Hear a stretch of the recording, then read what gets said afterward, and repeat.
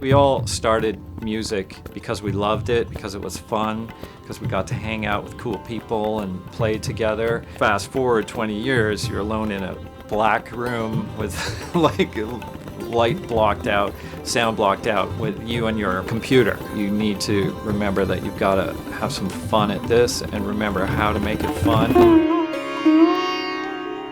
I'm Mychael Danna, film, television composer. Probably best known for combining non-Western music and Western music, minimalism and orchestral. Lucky enough to work with some of the great directors of the last generation. Welcome to my studio. My designer, Christian Marcus, he asked me, what's your favorite year and what's your favorite place? So I said 1910 and Bombay. And this is what he did.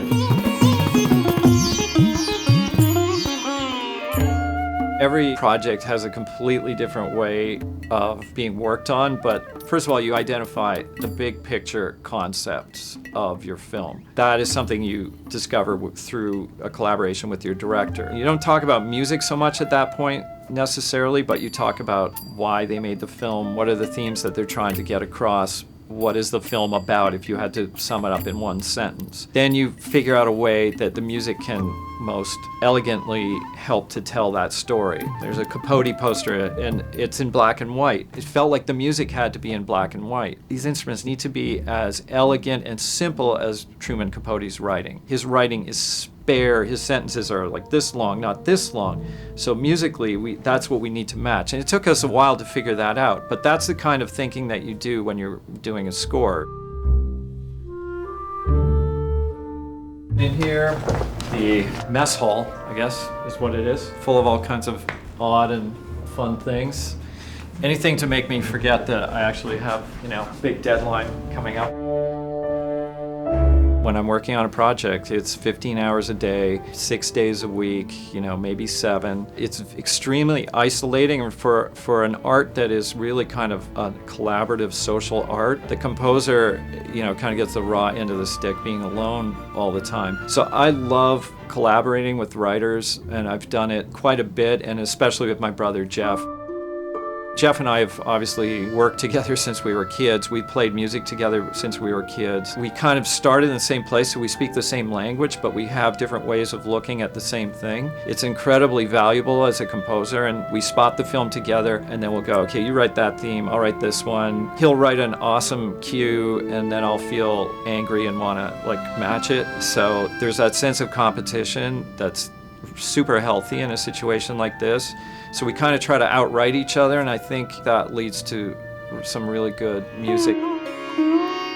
This is the fun room.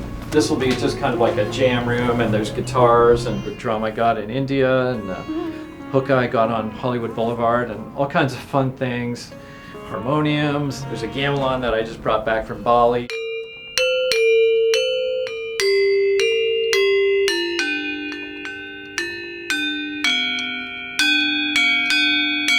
Here we are in the heart of Hollywood. You can see the Capitol building out the window there. Hollywood is just, it's crazy. It's a comedy show every day. Look out the window at any moment and you probably will see something pretty bizarre.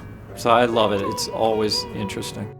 As far as my technical setup here, basically this is kind of very old school. I have this Quantec reverb down there. It's from the 80s, early digital. It's called a room simulator. I put that on a lot of my stuff. It's dark. On my rack I've got some old school Lexicon Prime Time and just old stuff like that that's fun and dirty. And I even have, a reel-to-reel tape recorder. In fact, I have 2 of them.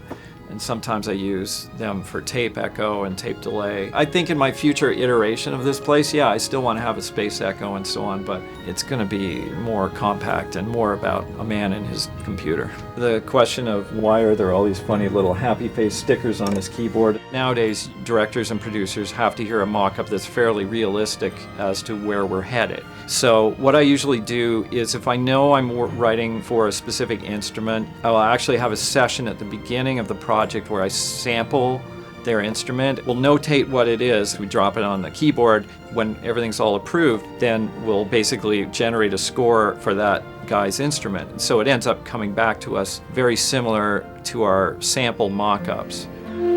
Generally low budget to high budget. I use real acoustic instruments. The human experience is what film and television is about. So the more that you can kind of bring in those elements, to bring in character of other people, of other humans on this journey, it makes it real. It gives it flavor that it's impossible to just come from me. I never tried to have my own sound. In fact, I think that would be wrong of me to do that, because it's not about me, it's about the story. It's about whichever film happens to be sitting here.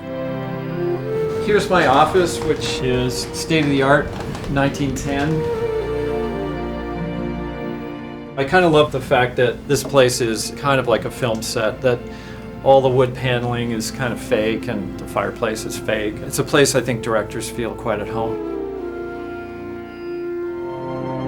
I think sometimes if you're writing and you have a block, it's because your concept isn't correct. And I think you haven't really, in a way, done the work and the digging and pulling the layers of the psychoanalysis, basically, of the film and of yourself. When you dig down and you get to those underlying issues, I think you can really unlock it there. It's really important when you're starting out to have a sense of honesty with the music, and if you only have a $600 budget to do the whole score, that's fine, but be honest to your budget. Don't try to sound like a $500,000 orchestra when you only have, $500. Be really true to what you are. Don't try to copy someone else.